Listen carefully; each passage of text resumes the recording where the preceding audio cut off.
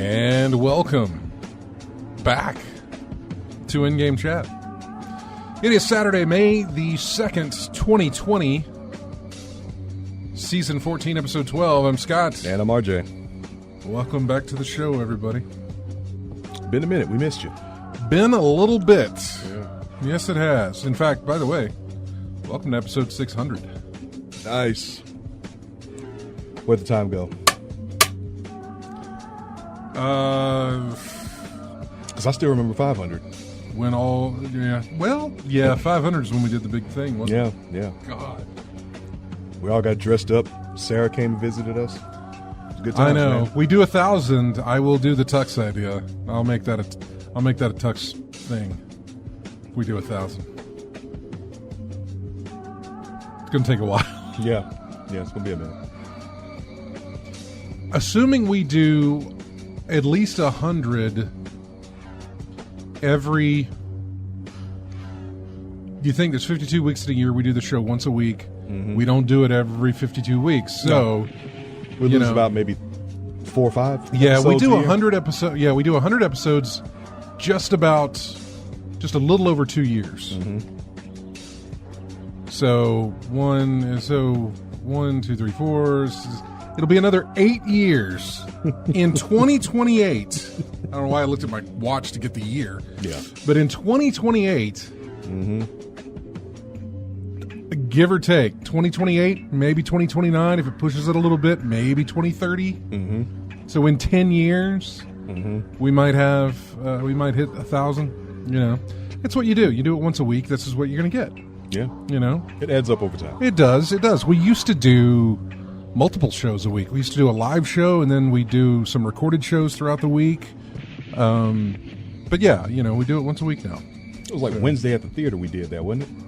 We did it a couple of times. We did it at the theater. We've done it here. We did it at the theater. We also do it here, like downstairs in a different room. Yeah. Where we could record. We did it at my house. Many times at my house. Which, by the way, sorry for the 2 weeks that we've been gone, but my house looks so much better now. I spent some time to take care of it. Spring cleaning. Yeah, well, lots of spring cleaning. Yeah. Lots of spring cleaning. Something else that adds up. Not duties, if you honestly, was not. There's more I could do. I'm satisfied with it. There's more I could do to really, really, really get it going. But yeah, it was, man. I had to. There's no way I could have gotten all that done and still done a show. Plus, we were doing the show. I was doing the show by myself. And I just figured that it was. By the way, we're done with that music. I just figured it was enough time for me to, it was like, look, RJ can't be here, Matt can't be here, Nate can't be here, so you're just doing it yourself. Just take the 2 weeks and get everything done. Then everything will be, everything will be back to normal. Not necessarily, but everything will be back so that RJ can come at least. And so, yeah, just take care of that. Do that and get it done. And I did. So it's all taken care of now. Good work. Yeah. That was a lot of work. So, should have seen the curb for trash pickup on Tuesday outside my house. 4-bagger. Oh, no. Double that. No. Not bags. They were not bags. It was just stuff. Oh. It was just stuff. Stuff and stuff and stuff and stuff and stuff and stuff and stuff. Tons of stuff. Just tons. I have that little Ring doorbell so I can whatever. So Tuesdays, I'd get the notification that there's movement at your door. And so I'd sit there and I'd watch and I'd see them pull up with their big claw thing. And just pick them up, put it in the back of the truck, all that stuff. Because there's garbage pickup. And then there's, I don't know which way you want to look at it. Like there's trash pickup and there's garbage pickup. One of those is the stuff you throw away in your kitchen and you put in a trash thing and sit outside. Yeah. The other one is when you put boxes and old TVs and things you don't want anymore. Big garbage. Yeah, sitting outside. Some of that is taken care of by just random people who stop by, who see it on the side of the road and say, I want that. Yeah, one man's trash is another's treasure. Exactly, and a few people took care of that. And then the rest of it goes into the thing. It was interesting to see that because I would put that stuff out there on like a first 2 weeks I did it, I was putting it out there on Monday nights. And I got little notifications on my doorbell thing saying there's movement, and I thought it was trash, but it wasn't. It was somebody digging through it, picking out what they wanted. It was even overnight because I put it out. I started making a pile. See, I couldn't get started early enough because we had for 2 weeks in a row we had severe weather on Sundays. Right. I really didn't feel like putting it out there so it would just get rained on, or so that a wind could come up and throw it all over the yard. So it was like, you got to put this stuff out there Monday. And so I do that. Well, the most recent weekend, we didn't have that issue. It was good. And this weekend looks good too. And so I started that pile on Saturday. And Sunday morning I went out there and somebody had already dug through it. Somebody had already gone through it and picked out two things. I had these, there was a store inside of a mall that was closing once. An old music store inside of the mall that was closing, and I want to say it was it FYE? It might have been FYE, or it might have been like Music Land or something. I don't know what. Yeah. I mean, this goes back, dude. And I had these towers, these display towers that would hold DVDs, Right. like, for you to buy and stuff. And so that's where it was like, ooh, that's cool, and it was like $10 each. I was like, here you go, sure, I'll take that home. I took it home and I put my DVDs in it, and then eventually they just stuck into a corner somewhere. I was like, I got to throw these out. So I put those out. Next day they were gone. They were gone. Somebody came by and took them. I'm like, you are more than welcome to have them, my friend. Take them. I threw away some monitors that I didn't need. That was interesting to watch the claw come down and pick up a CRT that I had that is of no use to me anymore, and I don't think it worked anyway. Yeah. But like it took me I was sweating taking it out there. It was so heavy. And I was taking it from one room through a couple of rooms of the house, out the front door to the curb. How big is the CRT? It was probably a 27-inch, 30-inch, which is big for a CRT. Yeah. You don't have a hand truck at the house, do you? No, I didn't have anything like that. Oh. So that desk and a couple of other things. Big. Oh, God. It was heavy. It was so heavy. This claw thing drops on it, squishes it like putty, clamps, picks up, throws it. I was like, okay, good. You might want to get a hand truck, man, because moving things is a heck of a lot easier with one of those around. Then, this past weekend, not this weekend, but last weekend, Sunday, I sat down and I had, from where I had moved out old consoles and put in new ones, or from where I was, just kind of cleaning up cord stuff, cord junk. Yeah. I had trash bags full of cords, all kinds. And so I said, okay, let's sit down. Let's go through these. Let's sort the ones that we think are useful. Let's throw away the ones that we don't.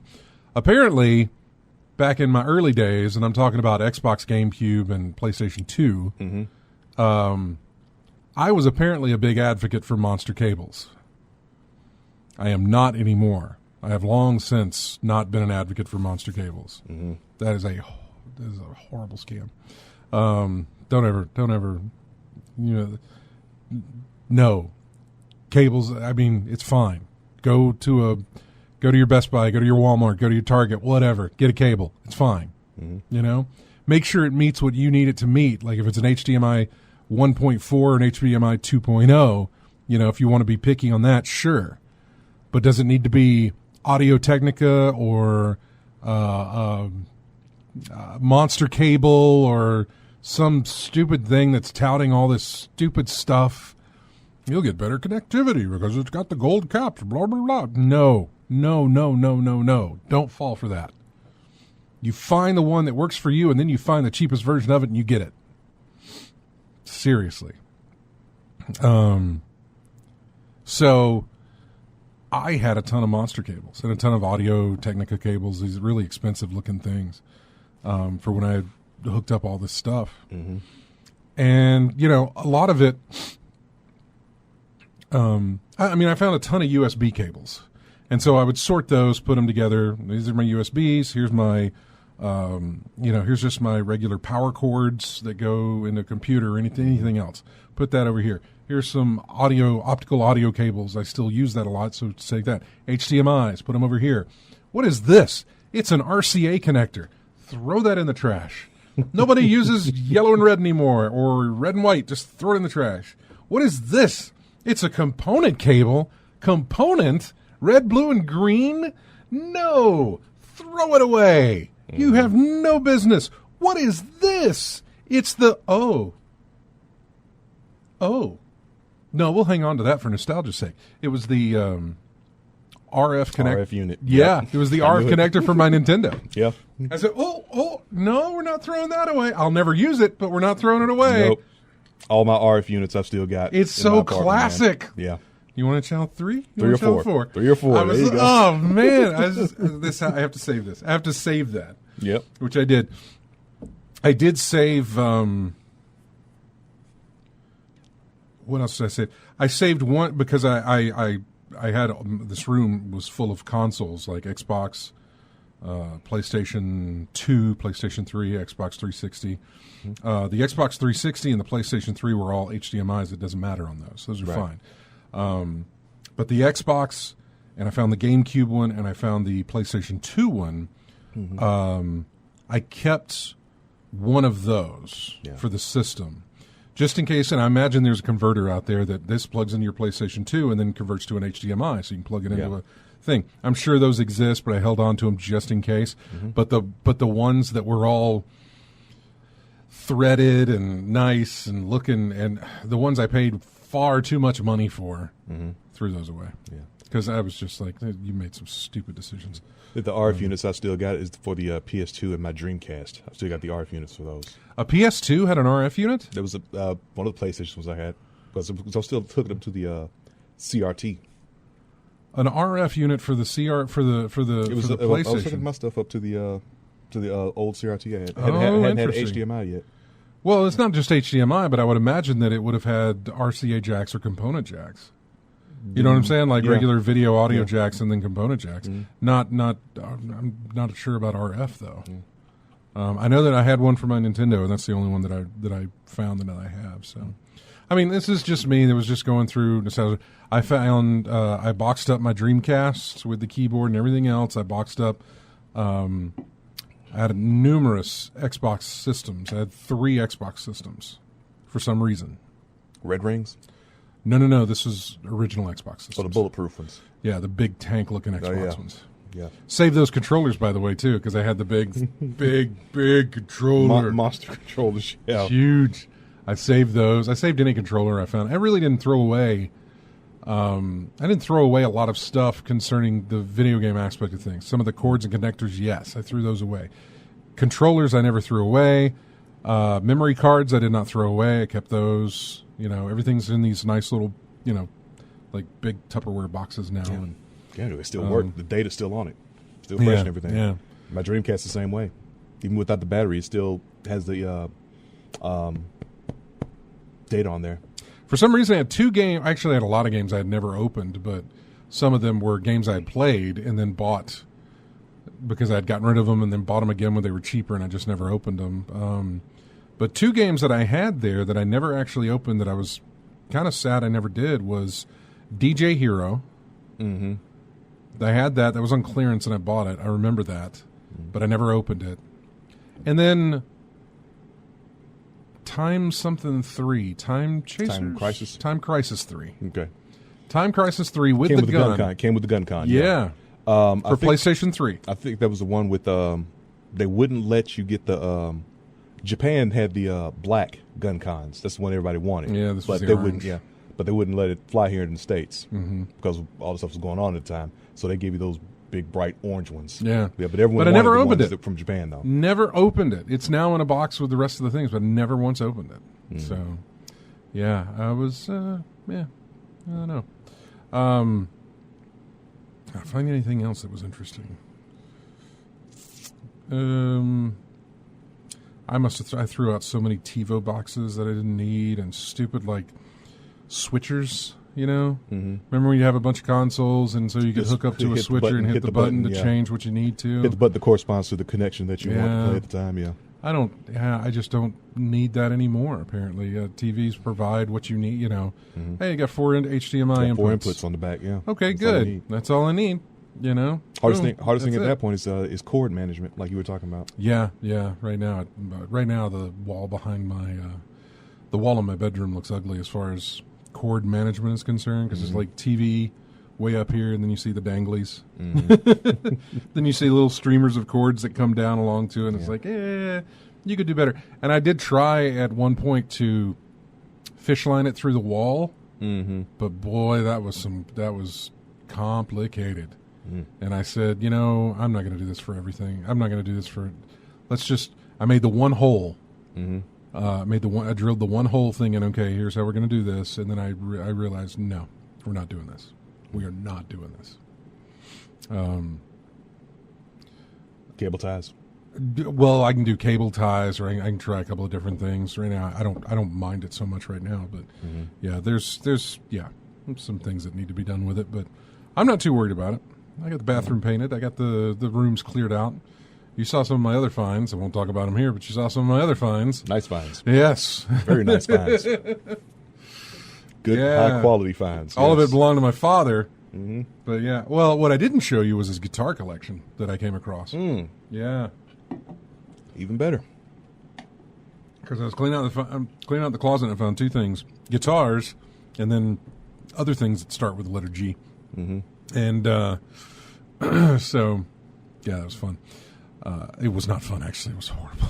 It was so much cleaning. God, so much dust, so much. Oh, I'm so glad it's over with.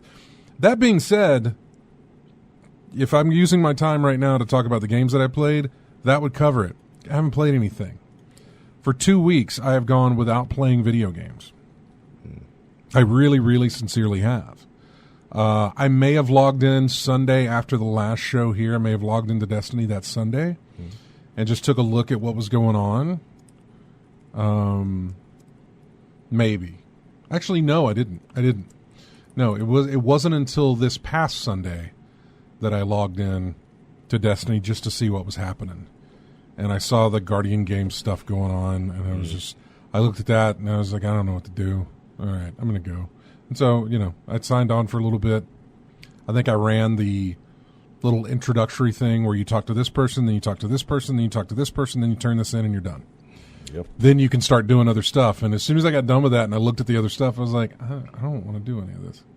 So I didn't do it. Yeah. So I really went 2 weeks without playing anything. You know what? I take that back. I played pinball on Sunday. I don't know if you saw that, but I did some Silver Ball Sundays. Okay. The very next Sunday after I did the last show here, which was Easter Sunday, I guess it was. And I did do some Silver Ball Sundays. Played a table I had not played at all, the Back to the Future table in Pinball FX 3. Okay. What a fun table that is. I have not uploaded the video of that playthrough, but that is a great table. I enjoyed it immensely. How many flippers you had available? Oh, how many are on that table?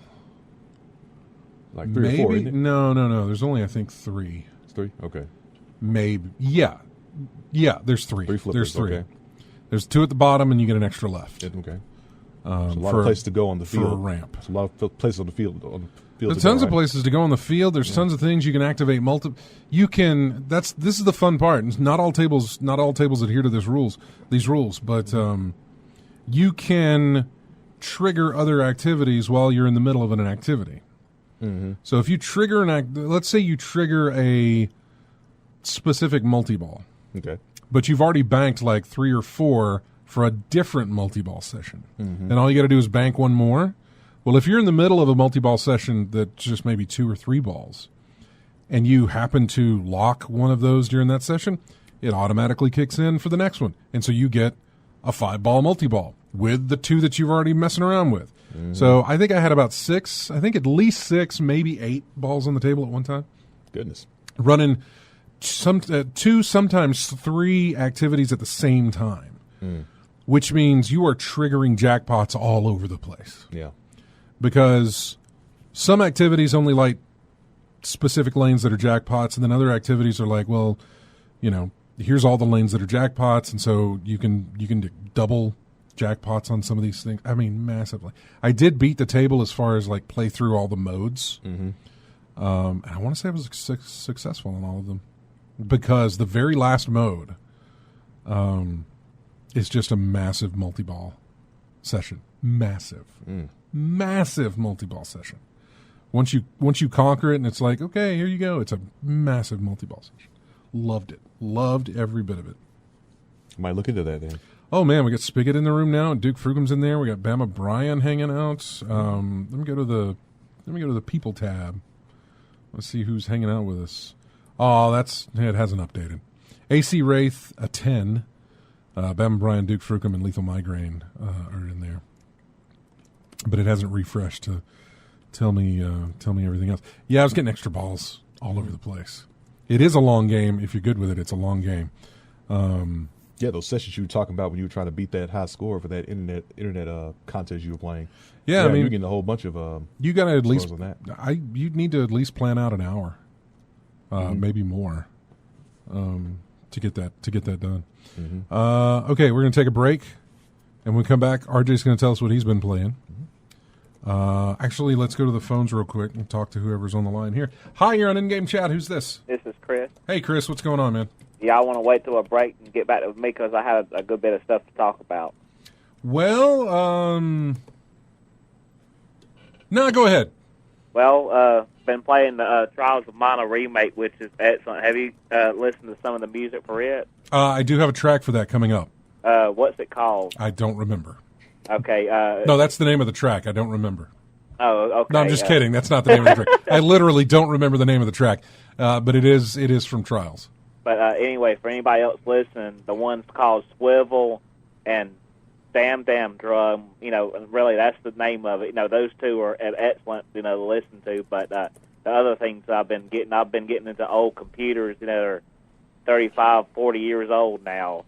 I found me a Commodore VIC-20 with the original box and, the accessories and stuff, and the tape deck with the original box. And I got me a Tandy computer, Color 3, with the floppy drive and the original box and in the system itself in the original box. And I found me some games through Rustin at the local Prattville store, the Retro Game Planet. He had some for the Tandy and the VIC-20, so I've been collecting some of those and getting the system hooked up to one of my other TV sets in my bedroom. Yeah, I need to take him some games too that I boxed up. Maybe, I don't know. I have odd sentimental values. But yeah, I've been getting a little bit of a kick, collecting for those old two computer systems that are.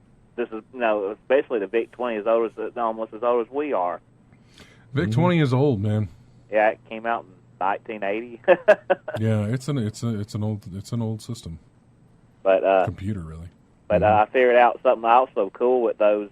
One of the old tape games that are on cassette tape. Yeah. I found, of course, people have made up backup copies online, they're called TAP files, TAP files, for the digital backup of those for the different systems like that, and the Commodore 64 and VIC-20 as well.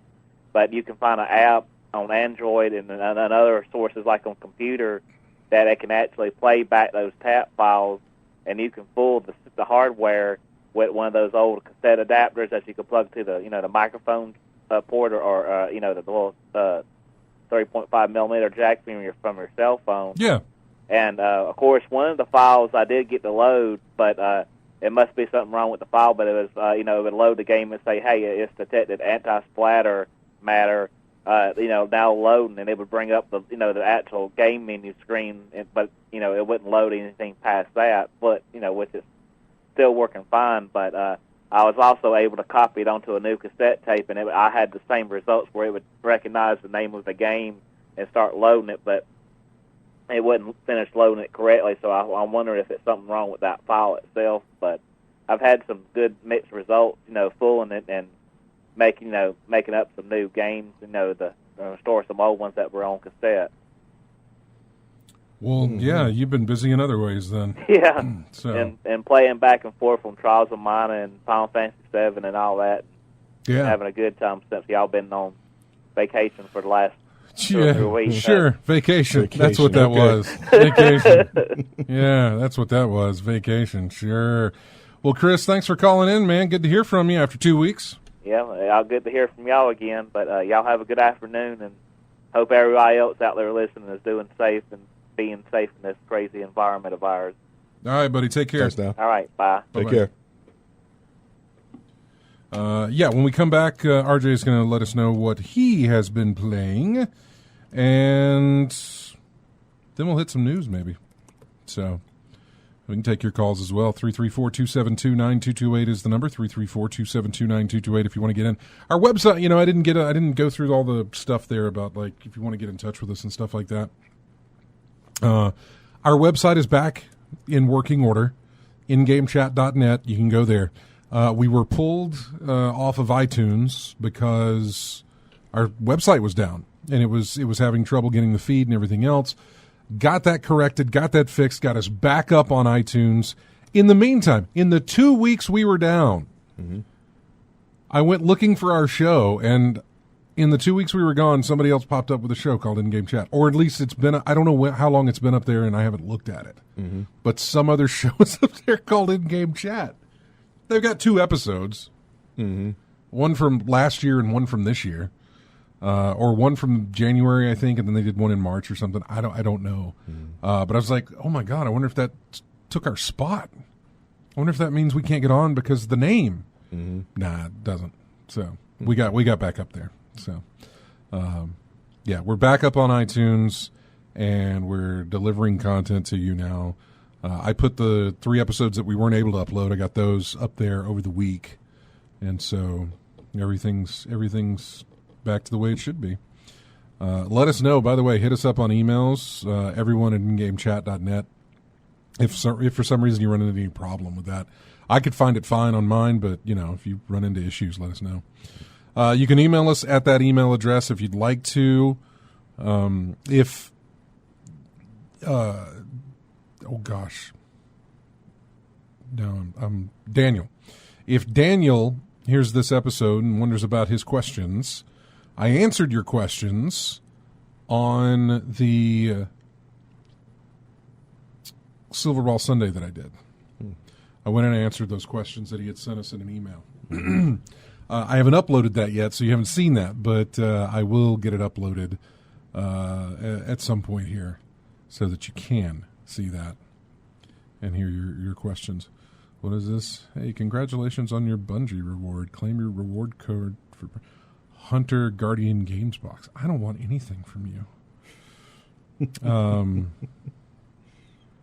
No, I don't. No, I don't want it.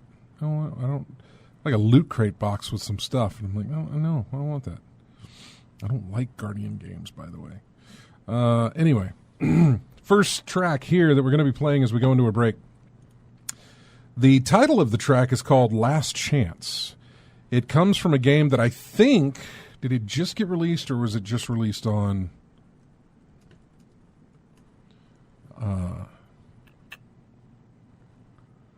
when was it released? Yeah, this came out in 2018, but apparently it just was released on console. It's a game called Deliver Us the Moon. It's a sci-fi thriller set in apocalyptic near future.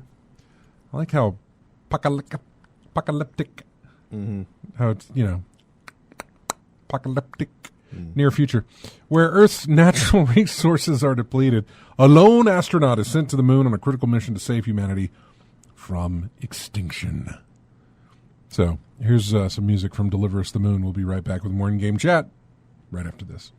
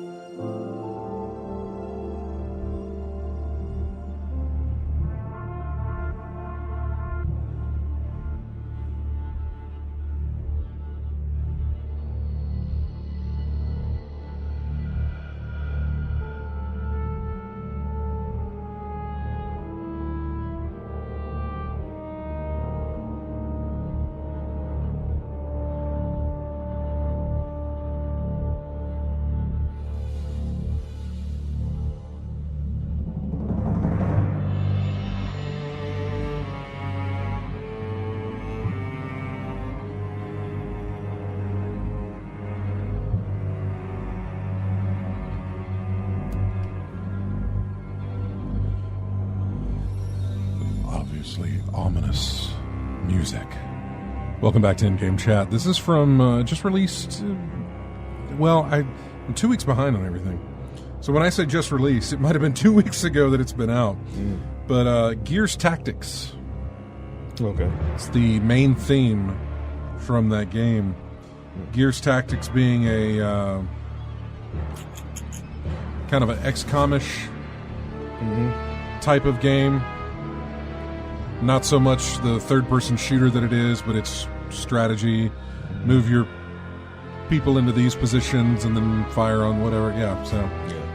Which I kind of like that. Very Halo Wars-ish, very XCOM-ish, of course, like I said.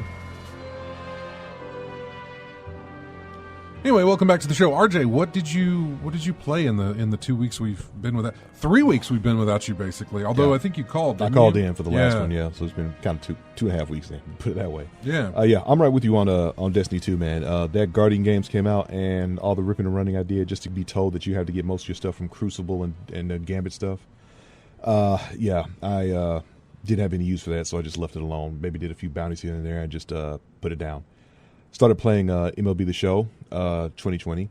I've started another Diamond Destiny team, so the first right off the bat, I got a pretty good lineup right now. I got the heart of the order of for any baseball fans. I've got Christian Yelich, Gary Sheffield, and Ken Griffey Jr. as the heart of my order in baseball, which is nice, but I still can't hit. I still can't hit for nothing. I've still got to get used to the timing, so I got to practice some more if I want to be effective with those three. Outside of that, playing a little bit more of Street Fighter V. I'm still trying to. I just got to get the gumption up to just sit down and start playing that game and start increasing my rank. I'm still in silver after all this time. I should be well into gold and platinum by now, but it's going to take some time to go on that. But for the most part, what I've been playing lately, which is fresh in my mind, is the new Streets of Rage 4 that came out this past Thursday. That's what I've been playing all this week. Which one is that again? Streets of Rage 4. Oh, that's right. Yeah, the one from yeah. Dotemu. They the remakers. So yeah, they put that out Thursday, and I've got a physical copy order from a limited run that I've got coming, but that's going to be a minute. So I went ahead and got the digital version for the PS4 because I've been playing that ever since, and I've been having a blast with it, man. It's got that touch of nostalgia and it's a combination of new and nostalgia. It's doing really good for me. I'm having a ball with it. And it gives you a lot of motivation to play it over and over again, because the more you play, the more points you get up. The lifetime point total that you get to unlock a whole bunch of stuff. So you get classic characters from Streets of Rage 1, 2, and 3. Other characters from other games. I think Skate and Max Hunter and Dr. Zahn from other titles are going to be in there too. The more you keep playing, the more points you get, the more they'll be released. So that's what I've been working for. So it gives you motivation to keep going. We got music from Streets of Rage 4 coming up, by the way. I just sent you that thing we were talking about on the other. Optimal bounties. Just bless the guy that does this. There's a guy on Reddit who will go through the different bounties of the day in Destiny 2 and will find the ones that are not weapon specific, with the exception of either kinetic or energy. You know what I'm saying? Yeah. But not like pulse or machine or Yeah, I've got for energy. I've got a hard light, so whatever I can use anything like that. Yeah. Well, no. That's for elements. Yep. But like weapon specific, as far as use a submachine gun, use an auto rifle, use a pulse. Oh yeah, doesn't get any of those. No, I mean I've had the use an energy weapon, so elemental or whatever weapon. Or elemental like just doesn't matter. So I got. But no, he doesn't. But that's the other thing. It doesn't specify elements either. Just a weapon that is in your second slot. That's it. Doesn't matter which one. Use your favorite one. Doesn't matter. Because he leaves out those specific bounties to weapons or elements. All of that's out the window. Strictly get this many kills or get this many headshots or do this. It's all stuff that if you're doing one thing, you're going to get all the other stuff done anyway. And I think for today, what was today's stuff that I sent you? Did I throw it out? I did. I'm an idiot.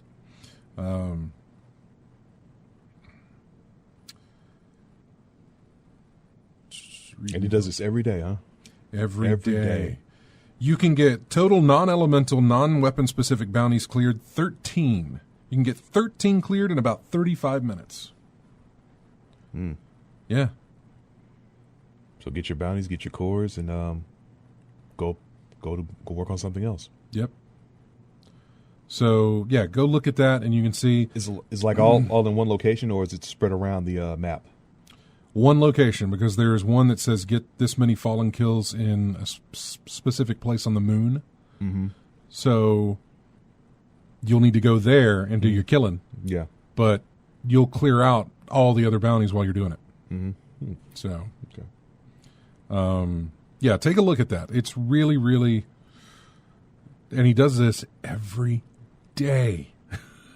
Every day. Much obliged. It's fantastic. And he'd been doing it. I just hadn't been paying attention to it. Because I was like, I don't care about bounties. Let me go in and I'm doing this thing. I don't care about bounties. But yeah, it's to see that you can get that much accomplished in about 35 minutes. Sure. I'll knock that out. No problem.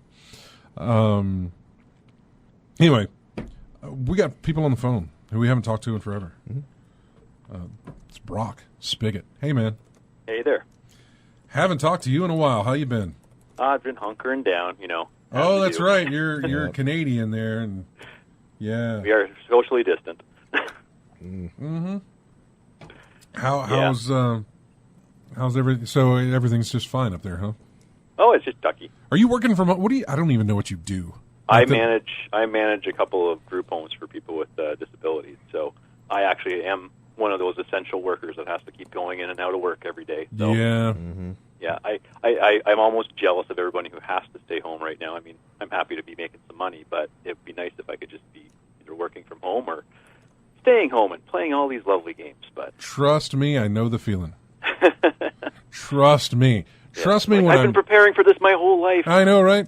Well, I mean, I'm already doing that anyway because I'm pretty social distant regardless. Like, Yeah. I didn't need rules or a virus to say, hey, stay away from people. I do that on my own. But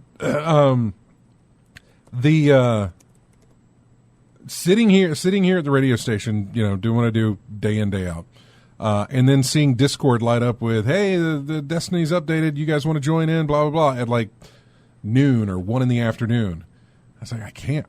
I'm here. I can't do, they're all able to either work from home or they're, not, I don't think they've been furloughed, but they're either working from home or they are off. They don't have to go into work. Yeah. And so, yeah, I'm just like, yeah, I wish I could be on that list, but I can't. Yep. I am here doing my jobby job. So, which is fine. Again, like you, I'm glad I have one. I'm glad it's there and not having to deal with that. Do you, by the way, and we'll talk to anybody else that calls in and asks from around town or whatever, because we talked to Duke Frucom called in a couple of weeks ago, and we talked to him about it, and Drunk Degenerates called in. He was in Germany, and we talked to him about it, so ask you some of the same questions. You already answered one, which is you're still working.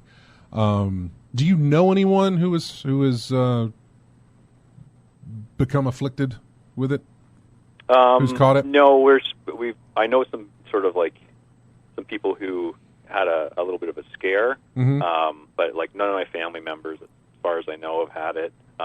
People from work, again, in my neck of the woods at least, we've been good about it. Like again, we put all sorts of precautions in, but I haven't had any firsthand impact with it. And where I live is a relatively small town. We're close to Toronto, but yeah. We're far enough away that, for the most part, like some of the seniors' homes in our area have been hit hard, but in general, we've got outside of the seniors' homes and stuff like that. It's been pretty low key out here, but we've been doing all sorts of things to lock it down in terms of like even just shopping and stuff like that. So it's been strange. Working here during the week is like working on the weekend. There's just very little people here. Yep. And so it's just been kind of. I've settled into what it's become, but it was for a good many days and weeks there just kind of strange to be walking around this place without the busyness that it normally has. Yeah,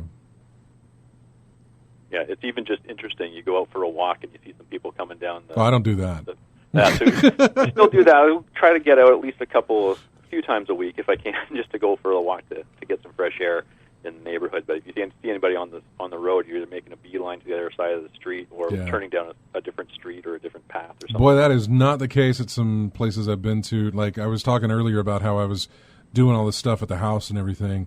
I made so many trips to Lowe's, to stores like that, Lowe's and Home Depot, to get things that I need to work on the house and that sort of stuff. Boy, those places are just packed with people. Oh, really? Yes. Ain't nobody adhering to any kind of rules of staying distant. They're only letting a certain amount of people in the stores. You got to. They're doing that too, except sure, you let a certain amount of people in the stores, but once they're in there, they crowd like ants. Yeah. Oh, no. I think we only have maybe 50 people, if that, into a store. I think most places even like 5 or 10. So they're all like you have to go one-way aisles and stuff like that. So it's. Oh no, it's following that rule here. I guarantee you, that one way down to each aisle. Oh, I've seen that thing broken every. I haven't been in many grocery store type places. Oh, but trust me, no one follows the one way rule. We're good little Canadians up here, so we got to follow the rules. So, but yeah, actually, I had a question for RJ. Yeah, go ahead. So I've just wrapped up Yakuza 5 after like 160 hours I put into that bloody game. Oh. And I was just wondering, have you had a chance to play Judgment yet? I bought the game, but I haven't had a chance to play it. I want to because it's real on the same vein, but it's got that same format. It's got an interesting story to me, that lawyer trying for redemption or whatever. I haven't had a chance to play it yet, but I know it follows that same vein. From what I heard about it, looks like it's going to be pretty interesting, pretty good. Yeah, because I've got it too, and it's one of those things where I'm kind of like, I put so much time into Yakuza 5, and I still have to go back and work on Yakuza 0 and 6. But I'm like, do I fire up Judgment just to kind of scratch that itch, but have it not be the same thing, or is it? I think it's supposed to be relatively different from the Yakuza games overall. But I was just curious if you'd actually had a chance to try it. Not yet, but I'm thinking it was going to be kind of a time sink. All the stuff you can do on the side, along with the main mission, So that's why I put on almost 200 hours in the Yakuza 5, just doing all the side stuff. Yeah. So I'm thinking it's going to be more the same with Judgment.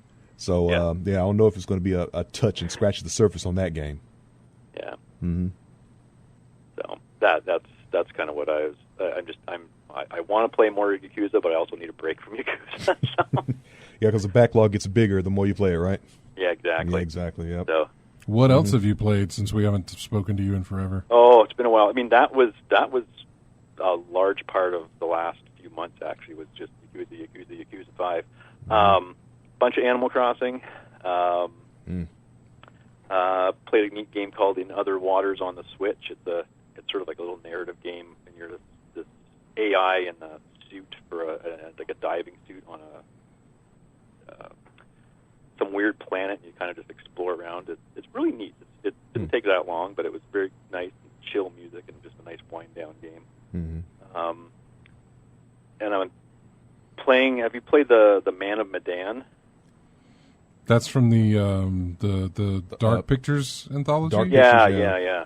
Isn't that from the folks who made Until Dawn or something? I believe something so. Like it really, Mm-hmm. it looks a lot like it. Yeah. So I just fired that up the other day, Okay. and I'm kind of working my way through that. It's pretty cool. I guess like a little interactive movie for the most part.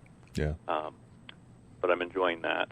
Yeah, I heard it wasn't well reviewed, but then reviews don't matter. If you're having fun with the game, have at it. Especially if you like Until Dawn. It's sort of like Until Dawn, I guess, in that sense. It's an interactive movie more than anything. Yeah. So if you're interested in that, there you go. Yeah. Okay. So I mean, I've been enjoying it, and I figure it's a nice little quick one. Mm-hmm. And I'm probably going to dive into Assassin's Creed Odyssey.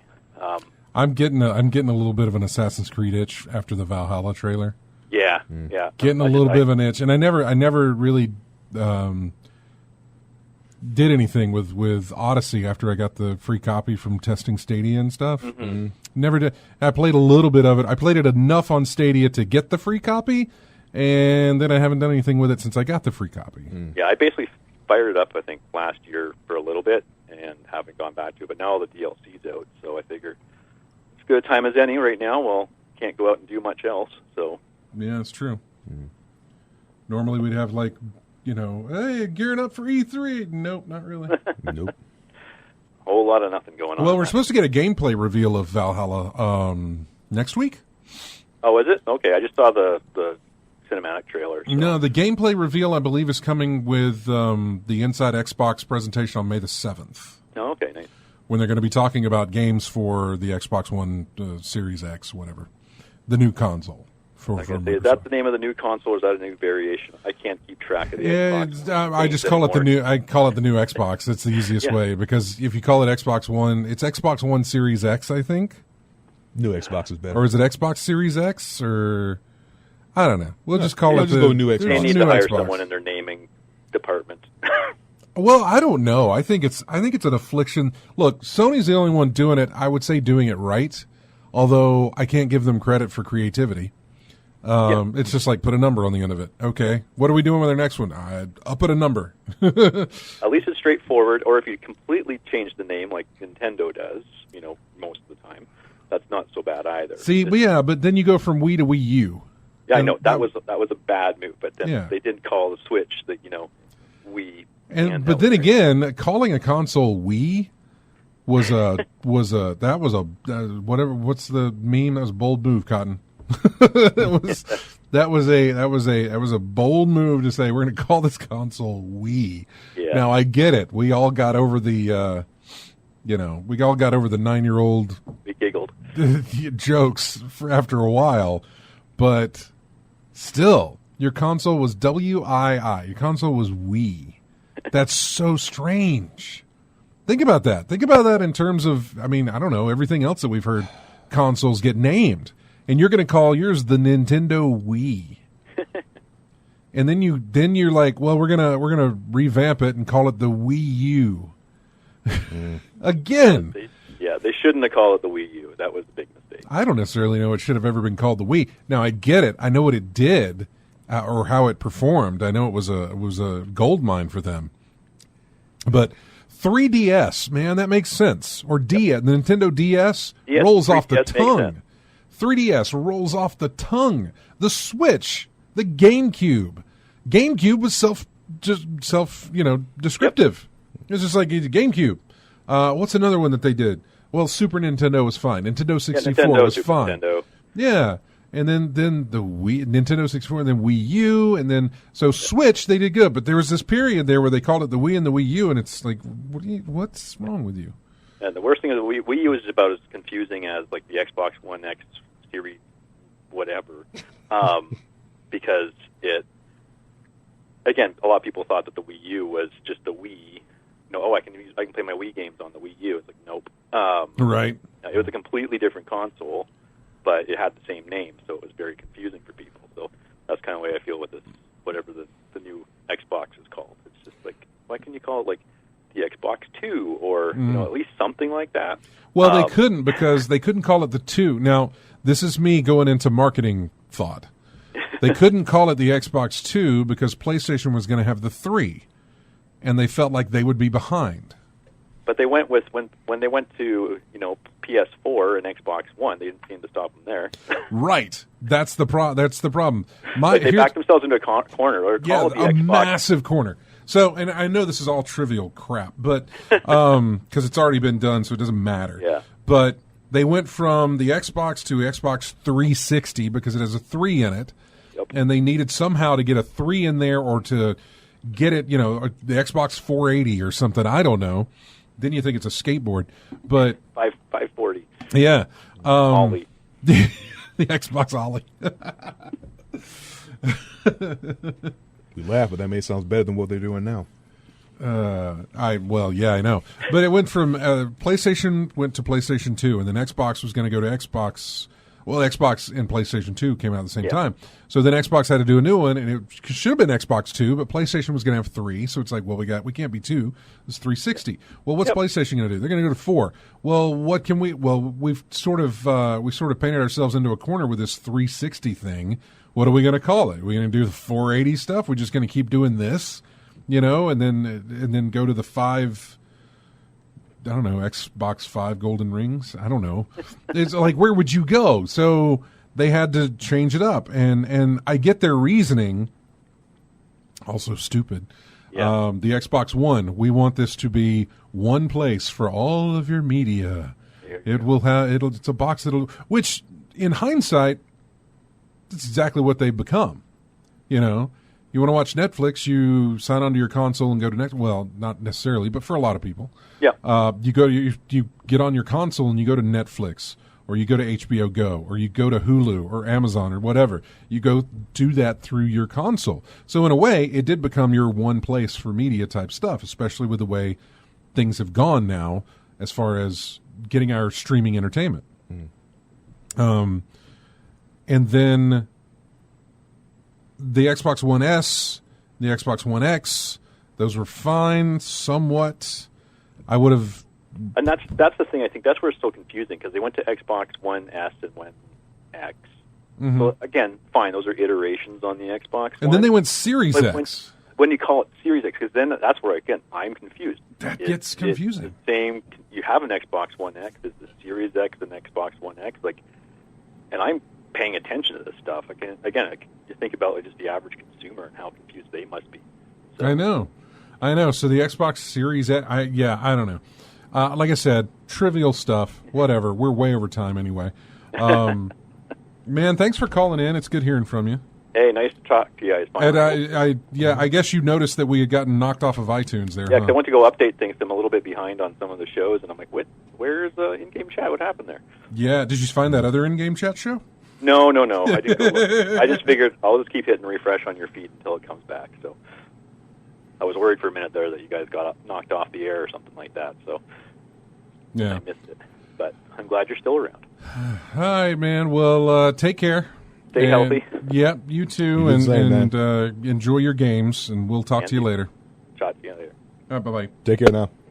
Okay, we got to take a break. When we come back, we'll try and hit some of the news things here. Again, we've been gone for like 2 weeks, and so it's kind of been it's been a while since we've been able to catch up with everybody. So, speaking of Trials of Mana, we have a track from that. Chris was asking me what the name of the track was.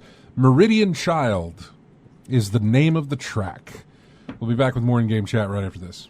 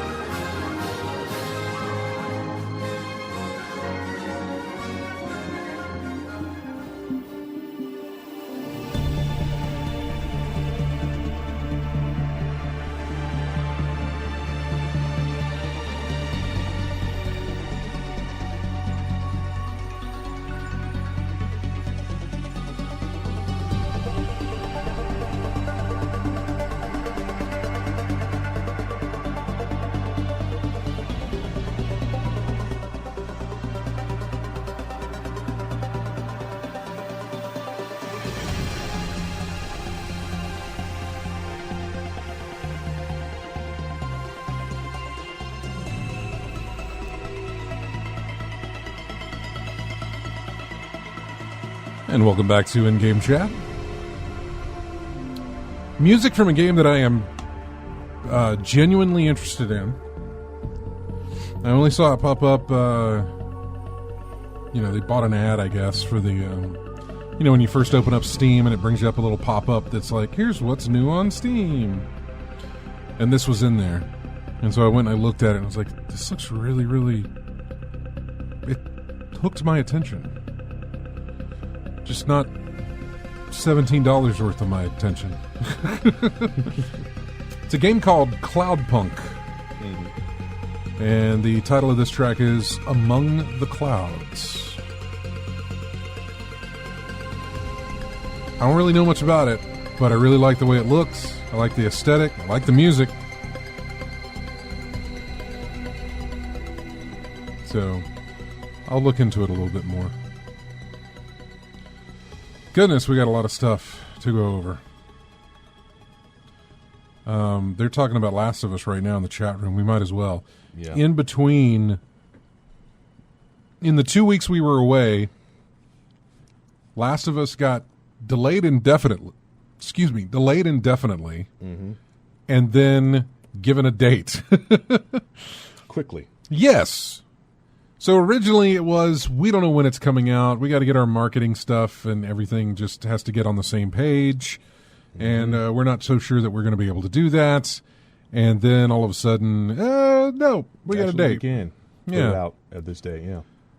So it is, where's it at? Mid-June? Spoilers. Yeah, but there's a mid-June. specific date, I thought. But now I'm reluctant to find it. I swear I thought I had it. I've got the thing about the leak. There's plenty about the leaks. June the 11th. Okay, yeah. Which, correct. You know what? Somebody. Hang on. Was that when the original Last of Us released? Oh, no. Duke says 19th. Mm-hmm. No, I don't want Last of Us series. I want The Last of Us.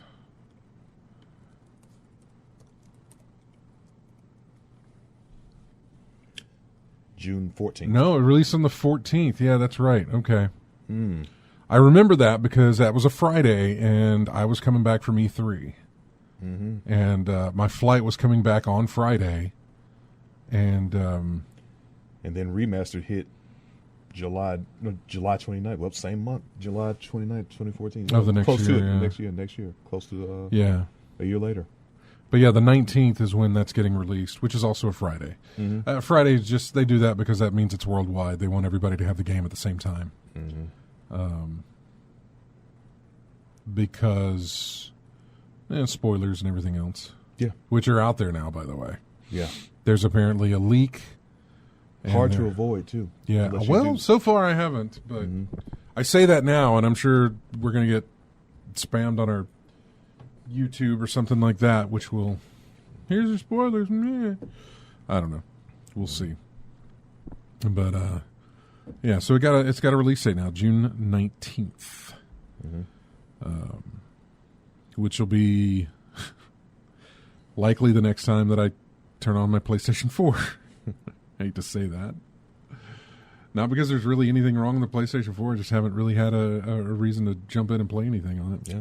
I mean, ever since you got Destiny 2 on PC, you haven't looked back since? I really have. Not for that. I got Destiny 2 on PC and I got Xbox Game Pass on my Xbox, and I have nothing, there's just no reason for me to get on the PlayStation 4 really. I did that with Spider-Man for a while. But yeah, nothing else. I can go online to their store and download the free games. I don't have to actually go into the console to download the free games, or to at least attach them to my Put them to your account. Yeah. Which, speaking of, we've got some great games for next week. Or next week, I say for this month. For May, it is... I really should have put these in some kind of order. Guys, I did not at all. You said it was City Skylines. City Skylines and Farming Simulator. 19. Yeah. Two honestly probably massive games. I mean, these are huge. The amount of playability you can get out of these is gigantic. Yeah. I don't know anything about Farming Simulator, but it's a simulator, and I would imagine that it's got the same sort of situation. From the title, you pretty much figured what it's about. Yeah.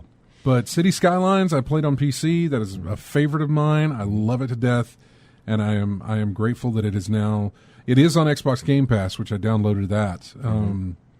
But now that I'm getting it on PlayStation Plus, I'll have it there, and it's out for the Switch. And I thought about buying it for the Switch just to have a portable City Skylines. So, yeah, and I had interest in it too, based on what you were saying about how much fun you were having with it. Oh, I had a ton of fun. Now that it's free, no reason not to pick it up. Yeah, it was the SimCity that SimCity 5 couldn't be. SimCity 5 tried to do something different. They dropped the ball massively with their release. There was a lot of people playing that. I remember a lot of us were in that and playing that like we could, or as much as we could, but there was a lot of problems with it. There were tons of problems with it. I was excited about it when I first saw it, and I saw it at E3, and I was very determined to be like, please, can I get in on this, presentation that you guys are doing for this? I want to get in there and see that. And I got in to see a little bit of it, and I was excited for it. I really, really was. And then it released, and it was horrible the way they implemented everything. The online nature of it and everything else was just, it was bad. It was bad. It was so limited, too. For a sim game to be so limited. Yeah, just really, really bad. The way that happened. And then City Skylines gets announced and gets released. And it's like, hey, there was good praise, but you never know until you jump in to see what that's going to be. Because there's tons of city builders out there.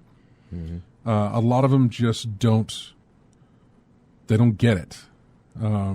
They try, they mimic, they come close, but there's something off, or there's something really off where it's just horrible.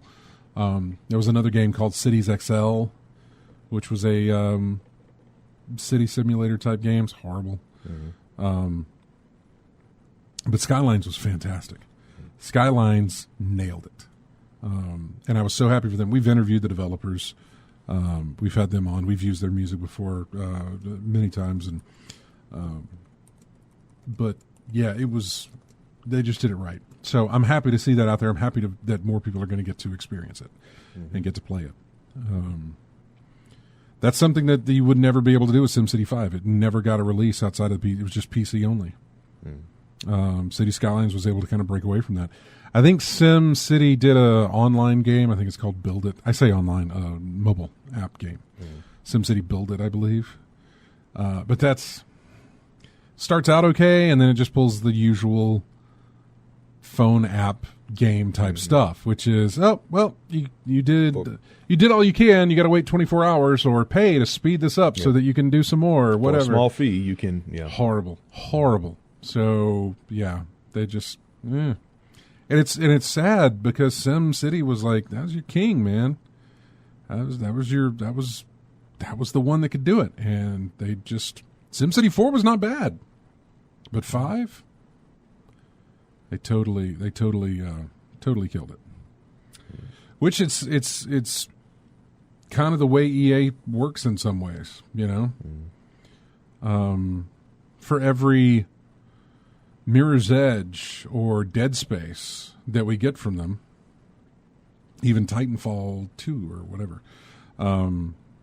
for every one of those kind of breakthroughs we get, we lose 2 or 3 good ones. SimCity 5, they haven't gone back to that at all. They haven't looked back at that and said, okay, let's try and revamp SimCity. They just aren't touching it. The Burnout series, nothing. Stick with their Need for Speed and just continue doing that. Yeah. Anyway, sorry for the rant. What else do we have? Pac-Man Championship Edition 2 is free until May 10th. That is on all systems. Maybe even the Switch, if it's available on the Switch. I don't know. But I know on Xbox, PS4, and Steam, Pac-Man Championship Edition 2 is completely free until May the 10th. So,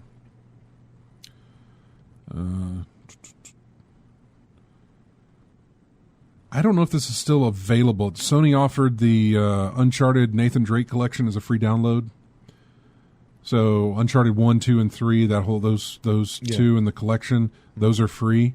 I don't know if that is still going on. Let's see if there's a date on this. Ooh, you've got until Tuesday. Uncharted, the Nathan Drake Collection, and Journey are both free to download from the 15th of April to May 5th. So get on that. China and Germany will not get the Uncharted Collection, but you'll still get Journey, and you'll also get Knack 2 to download. So keep that in mind. You want to get some free games. Epic Games have been doing really well with their free games over the past couple of weeks. Just Cause 4 was one of them. Bethesda donated $1 million to COVID-19 relief efforts. Not anything to sneeze at there. Well, that's a horrible way to put it. But yeah, good job. $1 million.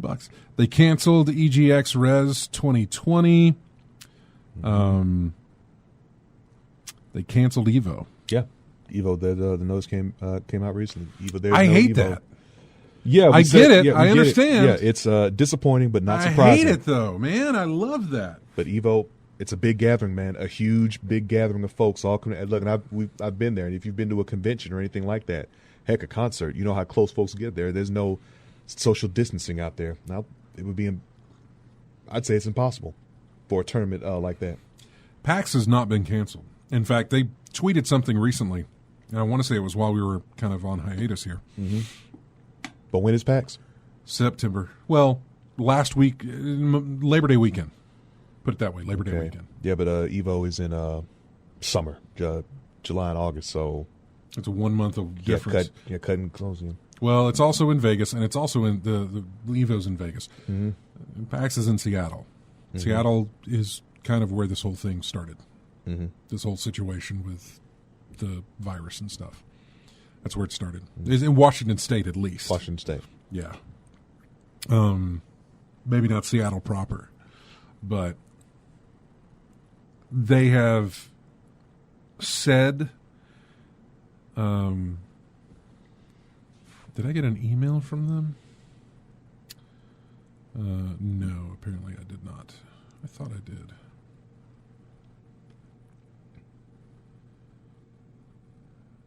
Just a random question. How much would they stand to lose if they cancel the event? That's the issue. There it is, PAX West 2020 dates. This comes from their PR company, Reed Pop. We hope you and your team, friends, and loved ones are staying safe and healthy during these uncertain times. God, if I've seen... That is the phrase of the year, folks. Mm-hmm. In marketing and everything, and advertising and everything else, during these uncertain times. Yeah. Usually we don't have much to say just yet on PAX West, but since we've had questions rolling in, you need to say something. We wanted to let you know that as of this moment, April 21st, by the way, PAX West 2020 still intends on hosting the show this Labor Day weekend, September the 4th through September the 7th in Seattle. As plans for PAX West take shape, show organizers are optimistic and will continue to carefully monitor the latest developments regarding the virus, working with health officials at all levels and government, hearing a bunch of legal mumbo-jumbo in there to CYA, basically. Yeah. We aim to open media and content creator registration for PAX West 2020 this summer, and we'll have more information in the coming weeks. We hope to see you in Seattle. You will not, sir. You will not see me in Seattle this year. They got a lot of flack for that on their Twitter account, on their forums, until I don't want to say smarter heads prevailed, clearer heads maybe, non-reactionary heads prevailed and said they're probably only doing this, number one, because they've probably gotten a ton of questions like, is it happening, is it happening, is it happening? Mm-hmm. People want to know, is it still happening? And most of the people who want to know if it's happening are actually wanting to know, how come you haven't canceled it yet? You need to cancel it. They want them to cancel it. They would just don't do this. Don't have this thing. The reason that they're probably still going through with announcing that, look, we haven't canceled this thing yet, is likely because they're waiting for the city to shut them down. They're waiting for the city of Seattle to say, you guys can't do this. Because if the city of Seattle says it, that covers them as far as insurance is concerned. Mm-hmm. If they pull out of this beforehand, they still have to pay a fee and they have to do whatever and all this other stuff. But if the city comes in and says that, then they are, I think, covered by their insurance to where they can get out of this without a hit to them financially. Yeah. So I think they're just playing it safe. I honestly do not think it's going to happen. And if Seattle doesn't say anything, I can't see why they wouldn't. I can't see why the city wouldn't tell them you can't hold that thing. That's like 75,000 people coming to the city. You can't do this. And I just don't see it happening. So I think they're waiting for that to be told to them so that they can cancel it. That's my thought, but I don't know. I'm basically giving them an excuse, and it's probably something. Of course, they also can't say that either. They can say, "Hi, we're waiting for the city to shut us down before we tell you that it's canceled," which is where all that other mumbo jumbo says we're working with. We're working with the local. We're keeping up to date on things and working with local people to authorities to make sure that everything will be safe. Blah blah blah. So we'll see. But my guess is that they got through Boston by the skin of their teeth, man. Mm-hmm. They got through PAX East by the skin of their teeth, being able to pull that off before this thing hit, because that was in March. Yeah. That was at the beginning of March. First or second week of March, maybe. Mm-hmm. And it probably at the time wasn't a good idea to go through with that, but it would have been, it would have been too close for them to cancel. And the city was still not, the implementation of like shutdowns and things like that was still not a thing, really. Mm-hmm. Not for them. Over on the other side of the country, over in Washington State, there were things happening. In other parts of the world, there were things happening. It just hadn't hit Boston just then. It hadn't hit the rest of the United States just then. You said about the skin of their teeth, right? Oh, yeah. It said February 27th to March 1st. Oh, was that That's when? the date. It said PAX East, Boston, Massachusetts, February 27th to March 1st, 2020. Yeah. Okay, yeah. Was there a pushback or anything like that? You know? No? There really wasn't, because there was not a lot of, it was only like within the 2 weeks following that that things started moving in that direction. Because, here, our first case was the 13th of March. Mm-hmm. So 13 days later, but up until then, no, there really wasn't a lot of what was going on during that time that PAX East was being held. Mm-hmm. But they got they got lucky. They got lucky in the fact that they didn't have to cancel it. Mm-hmm. Did they get lucky and not just have a massive infection of people? I have no idea. I really have no idea. Because that's a lot of people. So, yeah. I think there was other things going on at the time, too. I think there were still maybe some spring training games that were taking place, baseball-wise, around the country, and there was other things going on. There was other things with mass gatherings. So, but yeah. Nintendo is delaying their E3 Direct broadcast in June, so they're not going to be doing that. We talked about the Xbox Series X gameplay reveal. That is set for May the 7th. Evo is canceled. This thing Jeff Keighley is doing, which, I talk about Jeff doing his thing about like, hey, I'm not going to putting out some pretentious tweet saying, I will not be at E3. I am so sorry. Like, okay, fine. Which he did this before the whole virus thing started. Mm-hmm. Again, I want to make clear that this wasn't after, when anything was called into question. But he's having a summer game fest. And it feels like this is going to be somewhat of the replacement to E3. But I want to go over that when we come back, because we need to take a break here. When we do come back, we will hit that up. I kind of want to read this article here and kind of give you an idea, I guess, of what it's going to be like. This is a rather long article. Oh, my God. This is a very long article. You got a book? I'm going to link it into the chat room just to be safe. There you go. Too much reading. Yeah, right? Not enough pictures. So I'm going to do that. We'll come back in just a moment. Got music here from a game called Remnant of the Ashes. Apparently there was some DLC up on Steam, and I was like, I don't know if I've ever done music from that. I think I have. I think a buddy of mine played that. He was having a tremendously hard time. Well, it must have through that. Perked your ears up then. Ooh, hard game? I'm curious about this now. He was talking about... now you have my attention. It was like something cranked up to 11 in terms of difficulties. Spawning enemies always behind you for some reason. I don't know a thing about the game, honestly. Yeah. But I do know that we have the main theme from it, so we're going to play a little bit of that, and we'll be back with more in-game chat right after this.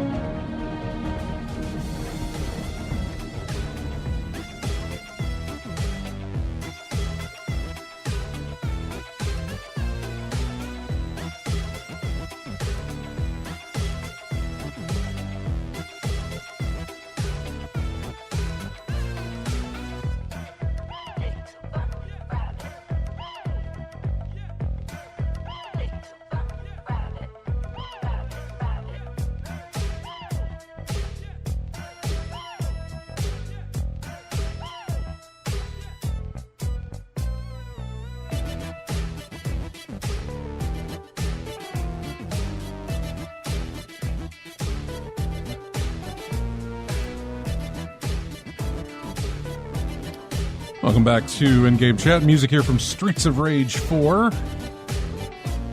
It's just called The Streets. I'm thinking either stage 1.2 or 1.3. I'm thinking 1.2. Just says The Streets. The Streets. Because first stage is called They're Back.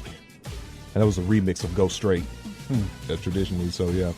Which I think people would have noticed real quick if they didn't make a remake of Go Straight for stage 1 for that one. I think it's the second part of this first stage. I think that's where it comes from. Yeah, a lot of people are really satisfied with the soundtrack of this game. I mean, it had a lot to look up to because Yuzo Koshiro, who's made the tracks for so long, I know he had a hand in Streets of Rage 4, but it was a compilation of a lot of other composers there. But for the most part, from what I've heard, people are really satisfied with the soundtrack of this game. Did you see the thing about the Doom composer? Well, what's the composer's name? Let me look. I'm gonna have to look it up for you. Okay. Well, what I miss? Doom. Let's see. Here it is. Doom Eternal's composer won't work with id Software again after the soundtrack was mixed without him. Mick Gordon is his name. Oh, Mick Gordon. Yeah. He's thrown down on his future with the series following controversial changes made in the mixing of Eternal's soundtrack. Following the release of the soundtrack, available in the Doom Eternal Collector's Edition, a number of fans and audiophiles took to social media to criticize its mixing.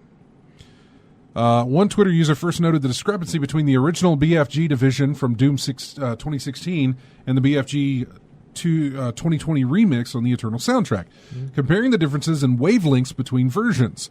For those without a golden ear, this means there is less dynamic range, the ratio between quiet and loud, resulting in instrumentation sounding too condensed. Mick Gordon is a far more talented audio engineer than me. It's not even close, and that's what makes this especially frustrating. I expect much better from him.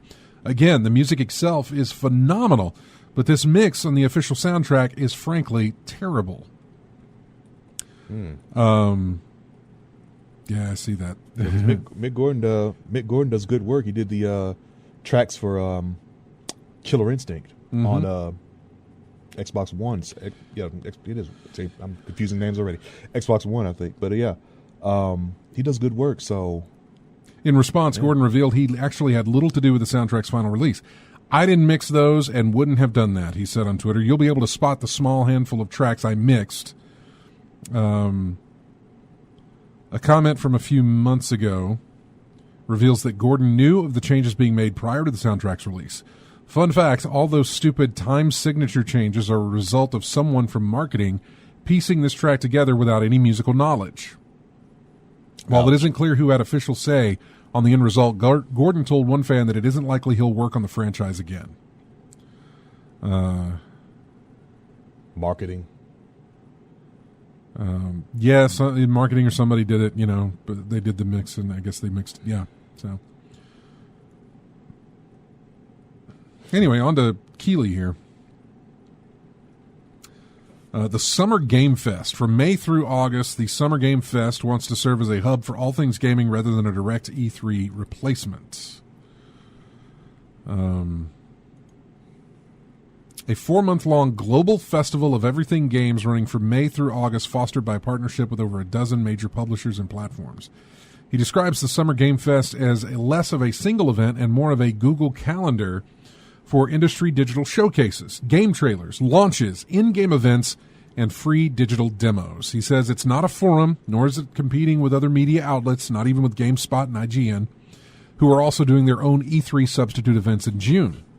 His goal, he says, was simply to give the industry something to rally around, and it seems to have worked, at least in that he has many of the industry's biggest names on board: 2K, Activision, Bethesda, Blizzard, Bandai Namco, Bungie, CD Projekt Red, Digital Extremes, EA, Microsoft, Sony, Square Enix, it's Enix, isn't it? I can't remember. Private Division, Riot Games, Steam, and Warner Brothers are all confirmed participants, and more are expected to join in the coming weeks. One notable admission, Nintendo. But he says he hopes that the remaining console maker will join in later, as the Summer Game Fest is open to all publishers and platform holders.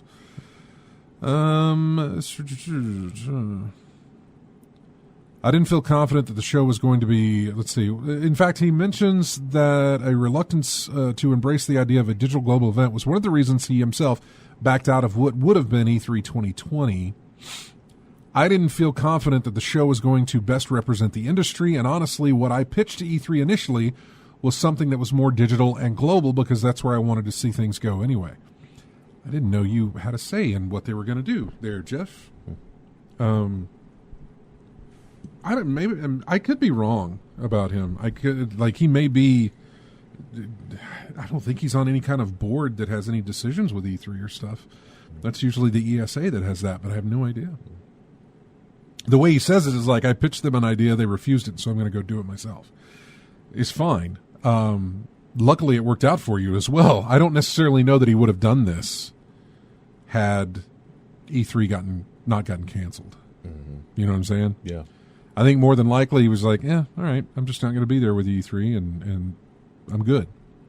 And I don't think he would have tried this if E3 was going to go ahead as planned. Right. But I have no idea. He may have had something in mind on a smaller scale, but because of what's gone on, it's kind of exploded into a bigger thing. He says we shouldn't anticipate a single heavy-hitting week of major publisher-led announcement showcases in early June, not even digitally. Though early June might be a bit more packed than the rest of it, one of the reasons he opted for a 4-month-long festival is because the industry has pivoted to spreading its announcements out over that time already. Good point. For the fact, I say good point. I don't understand why video game companies don't realize that they can just do whatever they want when they want to. If you want to hold a presentation about your upcoming games, do that whenever you want to do it. You don't have to be set on any kind of timeline. Yeah. Nintendo doesn't set a timeline. Microsoft set a timeline, but they've been doing these little, these digital, whatever it's called. Vignettes or something? Whatever. Yeah, well, little digital presentation things, little clips. Once a month or something like that. Tune into our channel and next month when we show whatever. It's called something. I've completely missed it. Lost whatever it's called. PlayStation does their stuff. Their little, I don't know, it's usually like a little 30-minute presentation. Here's new games, kind of like Nintendo does. Mm-hmm. But they've all got these little things. Now, those are bigger companies and stuff, but I don't see any reason why any developing house or publishing house, whoever's got the money there, can't put together something like that. Mm-hmm. They're already putting together video gameplay videos. Here's a new game, here's gameplay from it, or here's our trailer, or that sort of thing. Just do it. You don't even need a host to do it. You can just put it all up there on text, short and sweet of like, here's our lineup for the coming months or the coming year, or here's, our presentation. Blah, blah, blah. Whatever. Don't even have to, you can do a narrator instead of somebody to host it. You can do text instead of having a narrator or anything like that. The door is open. And currently, right now, the door is open for you to pave a path that saves you money, puts you in control of the message. Inside Xbox, that's what it's called, Lethal Migraine. God, I could not think of it. I don't know why, because I had it up here on the screen just a few minutes ago. The platform holders will have their own digital events around which other announcements will coalesce. And those will be heavy hitters of the season. But he adds, much of the rest of the Summer Games Fest will be focused around individual games doing their own events and announcements rather than each publisher or platform dropping everything at once. We'll see what this is. He's really, really saying this is not an E3. This is not a replacement for E3. This is just my little thing, I guess. We'll see how it plays out. It starts this month and goes through August. We'll see how it goes. But I think this is a good year for video game companies to. They've never had this opportunity before to stretch away from E3. They've never had an opportunity to where they can. I don't mean to put it in that sort of way, but like spread their wings and fly. You know what I'm saying? Yeah. They're not restricted by whatever E3 is going to tell them to do. They're not restricted by a time slot. Excuse me. They're not restricted by a time slot. They're not restricted by